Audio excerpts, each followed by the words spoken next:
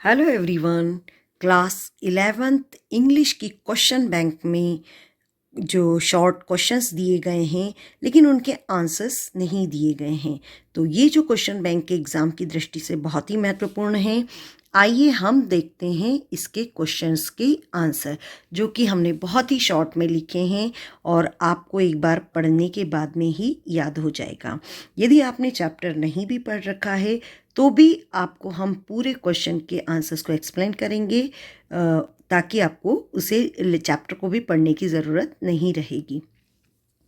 यहाँ पर पहला क्वेश्चन पूछा गया है, why was the grand mother sad when the author was admitted in an English school. तो ये खुशवंत सिंह की स्टोरी से लिया गया है, जिसमें ये बताया गया है कि उनकी दादी क्यों सुस्त हो जाती हैं, उदास हो जाती हैं जब उनका एडमिशन एक इंग्लिश स्कूल में हो जाता है। आंसर है कि वो she was sad because there was no teaching about God and the scriptures. तो उनकी दादी उदास इसलिए हो जाती हैं क्योंकि वो जो इंग्लिश स्कूल होते हैं वहाँ पर गॉड की या धार्मिक ग्रंथों की कोई पढ़ाई नहीं होती है। वो पुराने विचारों की थी और उनको लगता था ये सब चीज़ें पढ़ाई जानी चाहिए, इसलिए वो उदास होती हैं। नेक्स्ट क्वेश्चन है, when was the link of the friendship between the author and his grand mother snapped. तो जो लेखक हैं और उनकी दादी की दोस्ती के बीच की लिंक कब टूट गई। तो देखिए, पहले जब वो गांव में थे तो दोनों साथ में ही रहा करते थे, तो उनकी दोस्ती बहुत अच्छी थी। लेकिन जब वो जो ऑथर है वो कहाँ चले जाते हैं, यूनिवर्सिटी में चले जाते हैं, तब उनकी दोस्ती टूट जाती है, क्योंकि उस समय पर उनको एक सेपरेट रूम भी मिल जाता है। चूँकि शॉर्ट आंसर है इसलिए हमने इसके आगे नहीं लिखा है। What did grand mother do when the author return from abroad from after 5 years। जब 5 साल बाद जब लेखक विदेश से वापस आते हैं तो दादी ने क्या किया। जो दादी थी, जैसा कि आथर को लग रहा था कि वो इतनी बुजुर्ग हैं, पता नहीं मिलेंगी भी या नहीं, लेकिन ऐसा नहीं हुआ, बल्कि जो ग्रैंड मदर थी उनकी, वो रेलवे स्टेशन गई थी, किसको, आथर को रिसीव करने के लिए गई थी। नेक्स्ट क्वेश्चन है, what did grand mother use to feed village dogs and why. तो जो दादी थी वो गांव के जो कुत्ते थे उनको क्या देती थी और क्यों देती थी। तो वो क्या करती थी, चपातीज ले जाती थी, और ज़्यादातर ये स्टाइल चपातीज होती थी, रात की बची रोटियां ले जाती थी। और क्यों ले जाती थी, क्योंकि वो इंजॉय करती थी उसको, उनको एनिमल्स से बहुत अटैचमेंट था और वो इसे इंजॉय करती थी। What did grand mother carry still chapatis with her. तो क्यों ले जाती थी वो अपने साथ चपातीज। इसका क्वेश्चन हम का आंसर पहले भी दे चुके हैं कि वो क्यों ले जाती थी, कि वो जो है विलेज डॉग्स को फिट करने के लिए अपने साथ में चपाती भी ले जाती थी जब वो ऑथर को स्कूल छोड़ने जाती थी।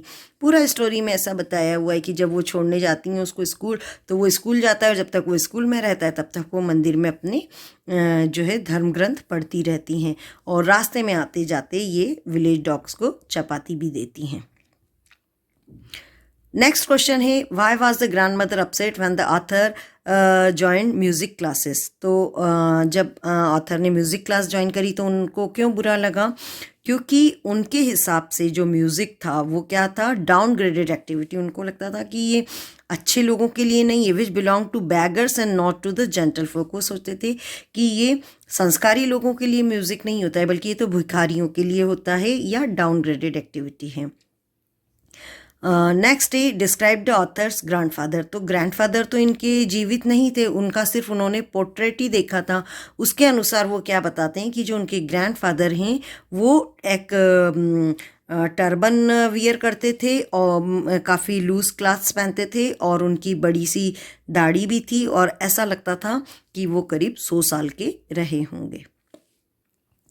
नेक्स्ट है, what was the feat that Gordon Cook repeated after 200 years back.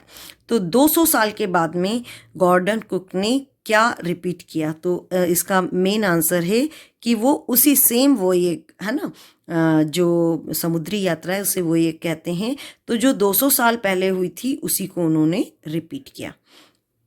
Next है, what problems did they encounter in the first phase of wake. तो पहली समस्या क्या आई थी कि सबसे पहले उनको स्ट्रॉन्ग गैल्स का सामना करना पड़ा था।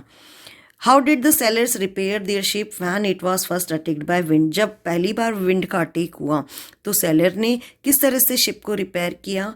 तो उन्होंने क्या किया, उन्होंने स्टॉर्म जिप को जो है ड्रॉप किया।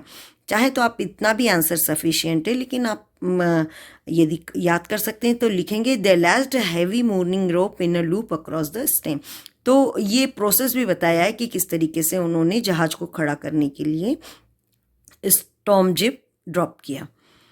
Next day, what injuries did father suffer in the accident. तो फादर को क्या इंजरी हुई थी, उनको क्या हुआ था, एक तो हेड इंजरी हुई थी और उनके जो लेफ्ट लेग है बिलो नी, वहाँ पर जो है वो पूरा कंप्लीटली क्रश हो गया था और उनकी जो कॉलर बोन्स थी उसमें भी इंजरी हुई थी। Who were other two crewmen that accompanied the journey। तो जर्नी में उनके साथ कौन कौन से क्रूमैन गए थे, तो दो लोग थे, एक अमेरिकन थे और एक स्विस थे। अमेरिकन जो थे उनका नाम क्या था, लैरी विजिल, और जो स्विस थे उनका नाम था हर्ब सीजलर। ठीक है, नेक्स्ट क्वेश्चन है which island did they find near by using their chart. तो चार्ट से उनको क्या लगा कि कौन सा आइलैंड है पास में, तो वो आइलैंड था Amsterdam.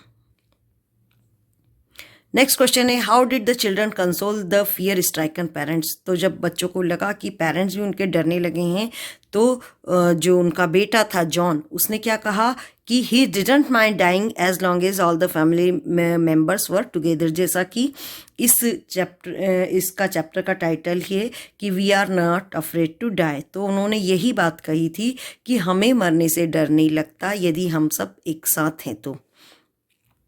Next day 15 question describe the little girl and his brothers courage in supporting their father in fighting against strong waves. तो बच्ची ने और उसके भाई के साहस के बारे में बताना है कि किस तरीके से जब वो उसके फादर वेव्स से लड़ाई कर रहे थे तो उन्होंने क्या सपोर्ट किया। तो सबसे पहली चीज़ है कि बच्चों ने बिल्कुल अपनी उम्मीद नहीं खोई, और जो लिटिल गर्ल थी उसने क्या किया कि वो इतनी ब्रेव थी कि उसने अपनी इंजरी के बारे में पेरेंट्स को नहीं बताया। और जो बच्चा था बेटा, उसने क्या कहा कि that he was not afraid of dying. ऐसा उसने अपने पिताजी से कहा कि उसे मौत से डर नहीं लगता। What is the base element in pranayama. तो बेस एलिमेंट इसके 3 हैं। एक तो ये है इनहेलिंग का, रिटेंशन का और एक्सहेलिंग का। वैसे 4 होते हैं, चूंकि बेस ही पूछा इसलिए 3 हैं कि सांस को अंदर लेना, थोड़ी देर रुकना और फिर बाहर छोड़ना। तो नेक्स्ट क्वेश्चन है what does European painting reproduce. तो यूरोपियन पेंटिंग क्या रिप्रोड्यूस करते हैं, एक्चुअल व्यू रिप्रेजेंट करते हैं। नेक्स्ट क्वेश्चन है what is raw art. Raw art क्या है, what in India has next developed as art form. तो रॉ आर्ट क्या होती है कि कोई भी आर्ट है अगर वो रॉ स्टेट में है, ठीक है ना, मतलब कंप्लीट नहीं है या उसका प्रैक्टिस नहीं है या किसी से सीखा नहीं है, ट्रेनिंग नहीं लिया है, तो उसे रॉ आर्ट कहते हैं। अब ये जो नेकचंद हैं, इन्होंने क्या किया था, एक पैराडाइज बनाया है, और वो भी किससे, वेस्ट मटेरियल और रिसाइकलिंग थिंग्स से बनाया है। नेक्स्ट क्वेश्चन है when did the concept of sustainable development was popularised. तो ये वेन पूछा है इसलिए हमको ईयर भी बताना पड़ेगा, 1987 में।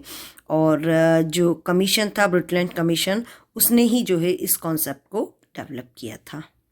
What was the written at Lusaka zoo. तो लुसाका जू में क्या लिखा हुआ है, देखिए वहाँ पर एक केज है लुसाका जू में, ज़ाम्बिया में, और वहाँ पर लिखा हुआ है कि the world's most dangerous animal, ऐसा लिखा हुआ है वहाँ पे एक पिंजरे के बाहर। और उस पिंजरे के अंदर में वाकई में कोई ऐसा जो है खतरनाक जानवर नहीं है, बल्कि वहाँ पर एक मिरर लगा हुआ है। और जब मनुष्य देखते हैं तो एक्चुअल में उनका ये कहना है कि मनुष्य ही जो है विश्व का सबसे खतरनाक जानवर है। तो ये इस तरीके का नोटिस वहाँ लगा हुआ है। नेक्स्ट क्वेश्चन है what are the earth principal biological system. तो अर्थ के जो प्रिंसिपल बायोलॉजिकल सिस्टम्स हैं वो हैं fisheries, forest, grassland and croplands. 4 हैं ये टोटल।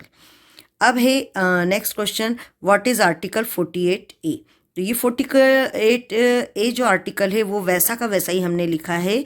इसमें स्टेट्स को ये कहा गया है कि वो प्रोटेक्ट करेंगे और इम्प्रूव करेंगे किसको, एनवायरनमेंट को, और साथ ही साथ फॉरेस्ट को, और फॉरेस्ट और जो वाइल्ड लाइफ है कंट्री की उसको भी वो सुरक्षित रखेंगे।